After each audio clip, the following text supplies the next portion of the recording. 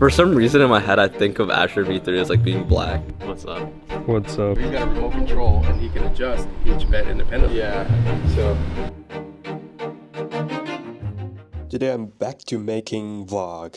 Welcome back to my channel. And in this channel, I'll be making more content sitting in between entrepreneurship and more chill vibe, experience lessons and vlog style like this as a long videos. If you don't know me, my name is Perkin. I'm a student entrepreneur. I'm still in college. I'm a full-time college student, part-time entrepreneur. I would say full-time entrepreneur over summer, and I'm doing 3 internships at the same time over this summer. If you are curious how an international student gained those opportunities and what I learned from my diverse background, what kind of experience it's like to have a 2YC back startup internship at Silicon Valley, please follow my channel. I'll be sharing so much valuable lessons and experience. Very exciting to get back this series, and Lucas is gonna pick me up and we're going to the robots factory today.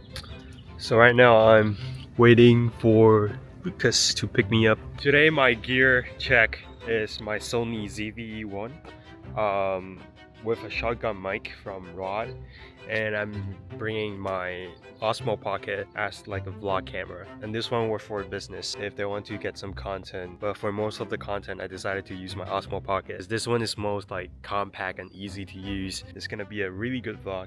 Yo! Wait, so you're driving everyone today? I wanted to vlog today. Sounds good. Are we checking the progress of Asher V3? Yeah, we're checking the progress. Mostly we're checking in on our partner who's been working on kind of getting all the parts done. Okay, so a little context first. Asher V3 is the 3rd version of our strawberry picking robot. We're honestly really excited about this one because there are some pretty major upgrades coming with this version. And today, we're heading over to visit our manufacturing partner, check out the progress and see how everything is coming together.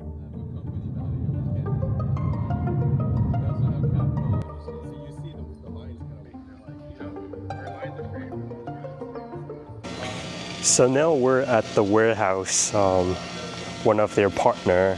They're helping them to make the robot space, and they're pretty cool. They call precision agriculture, and they make a bunch of like machinery that is like specifically for like different agriculture need. Like as you can see right here, just like super dope. Some of the machine that like actually work in agriculture that help harvesting the crops. For example, strawberry. We might go to the field later. Look like a missile launcher. Josh, what are you showing me today? Yo, okay, so we came down here. We got 2 camera people at one meeting. So unnecessary. You kind of stopped recording it, so I'm just. Bro, I'm not recording everything. Yeah, I record everything. Anyways, so. Bro, that's your problem. That's why you have to organize. That's why you organize everything for so long, You bro. don't know what they're gonna say, so you have to just like record them and listen to them talk. Well, like I don't think we need like all the like content. That's true. Just get the essence, right? Yeah. Anyways, so we're already here down in Salinas, so I'm thinking we're gonna go to. What camera you got today? I got the fucking Insta360, like Ultra. It's pretty nice. I should get the chest. I should get. Wait, do you have the chest mount? I think it's in the car. So I can just go. Yeah. The POV, Put right? this here, and it's just chill. But it's okay. Wait, that's for Asher V3, right? I think for the wheels. Laser cutter.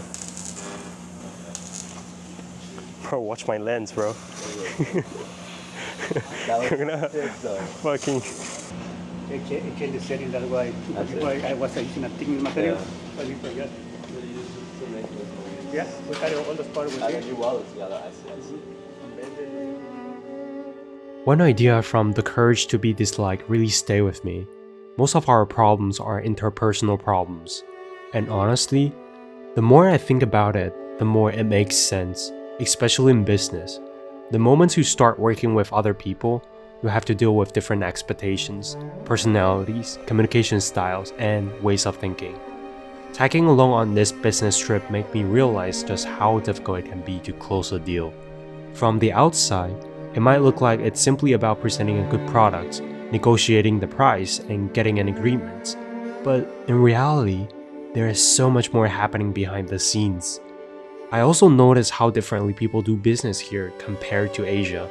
The way they communicate, build trust, make decisions, and negotiate can be completely different. And that was probably my biggest lesson from this trip. Succeeding in business is not only about having a good product or getting the deal. It's about understanding the people, respecting their culture, and learning how to adapt to their way of doing business. I still have a lot to learn, but seeing all of this firsthand was genuinely eye-opening.